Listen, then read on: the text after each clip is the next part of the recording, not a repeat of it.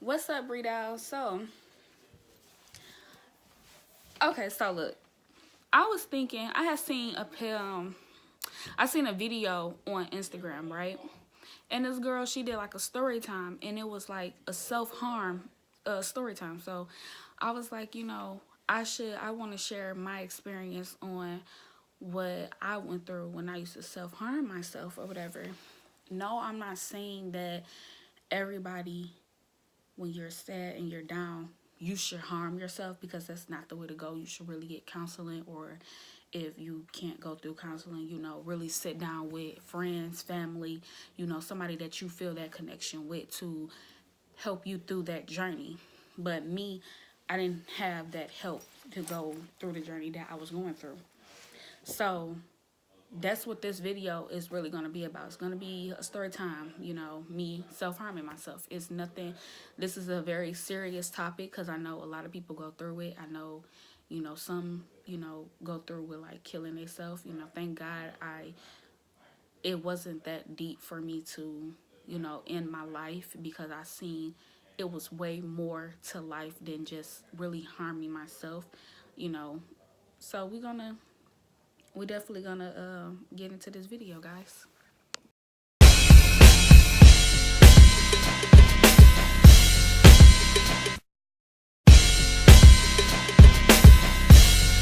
Okay, so when I started self-harming myself, I was around, I want to say around 11, 12 years old. And the reason I did it was simply because I had very, very, very low self-esteem. Like, my self-esteem was so bad. Oh my God, it's making me want to cry, y'all. Like, it was to the point where I would do any and everything just to seek attention from guys, anybody, period. Growing up, I lived with three brothers. And I lived with just my father. My mom wasn't in the picture. My mom actually lost custody of me, my brother, and my sister years ago, due to her staying at home, leaving us at home by herself. And me living in a house with all people, with all boys, it was like I came accustomed to guys, living with a lot of males. And, everybody be like, living with a bunch of boys and you're the only girl, you should be getting what you want. And no, it wasn't like that at all. Like, I did not get what I wanted. It was more like the boy, my brothers got what they wanted versus me. And for my brothers who's watching, which I know they're going to be watching, I'm not putting you guys out there. I'm not saying you guys' name. If I say your name, I'm not going to I make up a name or something, but I'm not going to put y'all out there. I'm not even going to say my father's name. But I remember I was like 11, and I set up, I had so much low self-esteem. It was ridiculous. I think I was probably like in 11th grade. And I remember, the girls that had the long, pretty hair, that was light skinned, that was pretty. Everybody had girls in their class that was prettier than them, or, you felt like they were prettier than you.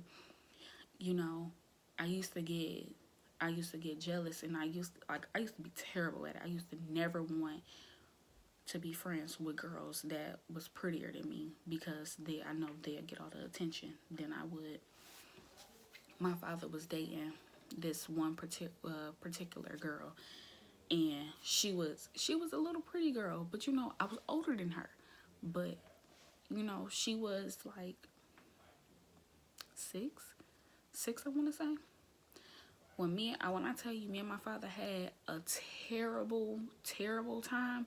Like, to this day, we don't get along. Like, I literally will not speak to him. I will go pick my brothers up, we'll go out, but I won't talk to him, because it's a lot. When I tell y'all, it's so much animosity built up, and it's so much tension. In my heart, I forgave him. I just don't feel like I should associate myself with him. And no, I'm not saying, disrespect your parents or be like me. That's just who I am as a person, you know. But she was like 6. 6 or whatever, and she was a pretty little girl. Like her hair was long. Like I really, really fought with that. I always had people tell me, "Oh, you're not pretty because your hair not long. You're not this because your hair don't go your hair is not a certain length." So I remember him always saying, "Oh, Jasmine's prettier than you. Jasmine look way better than you." And no parent should ever, ever, ever tell their child that someone looks better than you. Ever. Never in life. You should love your child no matter the circumstance, no matter what's wrong with them. You should never want to put them down and make them feel like they're less of a person because they don't have the looks. And that's what he did constantly. It made me feel less of a person. It made me feel like, well, why don't you have her as your daughter? Maybe I shouldn't be on this earth. Maybe if if you just want your boys and you want her as your daughter, so be it. So that's when I started the whole journey of harming myself. I used to cry, and I used to be like, why my mother not here? I knew why my mother wasn't here, but I wanted her in my life more than what she used to be. When I lived with her, of course I was seeing her every day. When I went to foster care, I was only seeing her maybe like every Friday. And then once I got out of foster care and got adopted, well, not adopted, I mean my father took me out that system. I wasn't seeing her. I think I seen her probably like once when I was turning 13, and that was it. That was the last time I seen my mom until I was 18. And I used to always wonder, like, was it my fault? Did I do something? Am I the reason why me and my brother and my sister not with my mom right now? Is it because of me? And then you had someone like my father that would say, oh, you're the reason why I'm not with my ex-wife. You the reason why we got this division between our family. It's you, and that's what I kept hearing all the time. It was such a heavy load on my chest. It was just getting out of hand. You had somebody that was constantly saying, you're the reason why it's like this. You're the reason why we all like this. You're the reason why we're struggling. Instead of him being a man and saying, oh, it's my fault, the reason why we're like this, you rather blame your child. And that's the reason why I started cutting myself, because I've really felt that way. Because I felt like, Brittany, you're the reason why everything happened. You're not with your mom because of you. Oh, the boys don't have their mother because of you. I really felt that way. Like I just said I didn't want to be here no more. Like the things I went through with him, it was terrible. Like I really didn't want to live no more. I really wanted to take my own life. And when I tell y'all, it was so hard growing up, living in that house with him. He used to be like, with the girl Jasmine, he used to, every time she asked him for something, he like, yes, daughter, I'll get it for you, Then he'll look at me and be like I was just such a disgrace. Now, mind you guys, I was only 11. I was only 11 and 12. And I used to get treated like I was literally the stepchild. And that's what he used to call me, the stepchild. Never called me like you know how people say Cinderella was the stepchild, blah, blah, blah. He used to always just call me the stepchild. He said I would never be a Cinderella. And that hurt my feelings so bad, because he said my looks would never cut it. I was too fat. I was too ugly. And it was like, are you my father, or are you just another man to put somebody down? This is my biological father, guys. Like, this guy really has my name tatted on his arm. Like, that's my biological dad. I think I still got the scars. Let me see.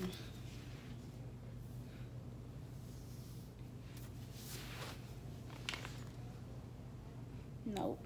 Well, it's right here, but it's like it's not really noticeable. But I never took like a blade or anything. I never took a blade or nothing and cut myself. You know, as far as I went, I took like I think I took like a nail. No, it wasn't like was it like a nail? It was something I dug deep in my skin. Like I remember um I took like a nail clipper and I used to carve in my skin. I remember I had sharpened. I know it was real weird, but I was always scared to take like a blade and like physically go through my skin. It was like a toothbrush I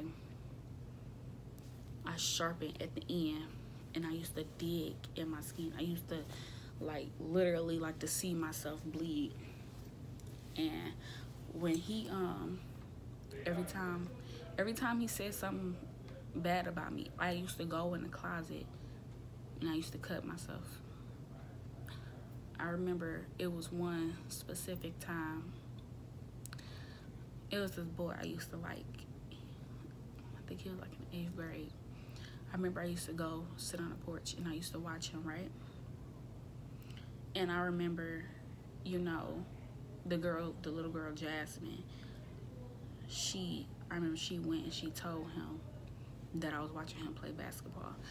In all actuality, I don't feel like it was ever anything wrong with watching people play basketball, because it's like you outside, right? You watching everything. You know, you watch cars go down the street. So I never understood what was his problem. Like, he really, really whooped me for watching people play basketball. I'm like, what's the difference between watching them play basketball and watching somebody play basketball on TV? Like, I really didn't understand that.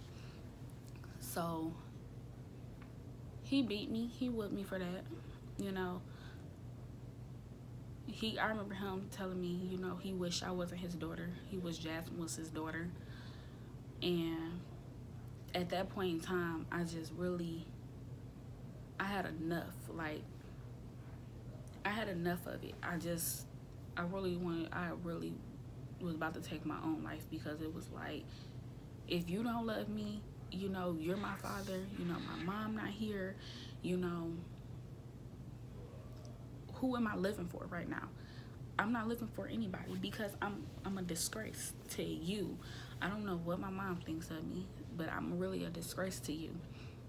So we had an attic that had like it was like a hook, but it was like oval, like you could stick like a cord, like a string through or something. So it was like a whole bunch of cords in like a crate.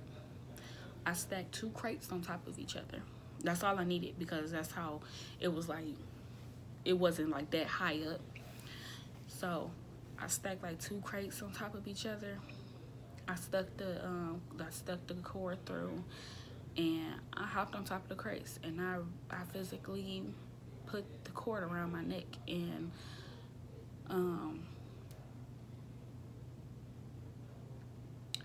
my second youngest brother, he came. I don't know why he came upstairs. I know he came upstairs because I remember him saying, "Ryan, won't you?" And I was about to jump off. I was about to leap off, but I didn't. And I remember him saying that he was like, no. So he went downstairs. He got his dad, and his dad came upstairs. Like, the whole posse came upstairs. I swear they did. His girlfriend, the daughter, you know, all my brothers, they all came upstairs. And he was like, "Are you stupid? Are you stupid? Are you this? Are you that?" You know, and I'm like, is that the response you get? Like, you don't hug them. Like, you don't hug your child. You don't say, you know, what is it that you want to kill yourself for? You know, you don't say nothing. Like, the first thing you say is you're stupid. So ever since then, I guess I had like a wake up call, and I was just like, I'm not ever in my life gonna let a man put me down, especially not like that, to where I would want to take my own life. Like, I literally just said, I sat on my bed and I literally thought long and hard and was like, you only 12 or 11. I don't know how old I was, but I was young. You know, you're only 11 and you really could have ended your life. You know, yes, it's a messed up feeling that your dad don't really rock with you. You know, your dad don't love you like he loved the rest of his kids. And I just said, for now on, I will never, ever, ever let not one person come in between me. I don't care if I'm too fat, I'm too ugly, I'm too this, I'm too bold, I'm too extra. I don't care. I don't care what nobody have to ever say about me, because at the end of the day, I'm always gonna be me.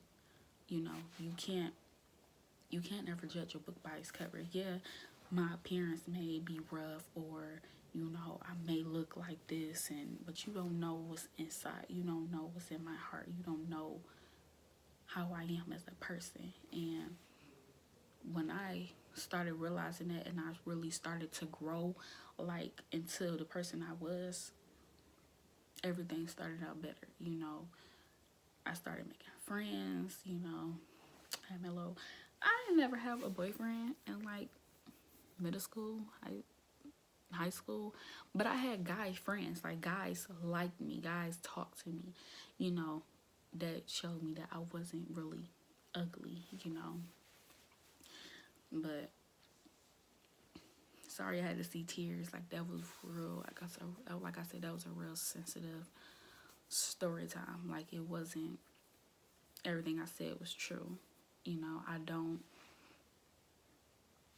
really want to reminisce on, you know, the past that much, because it do flare up tears.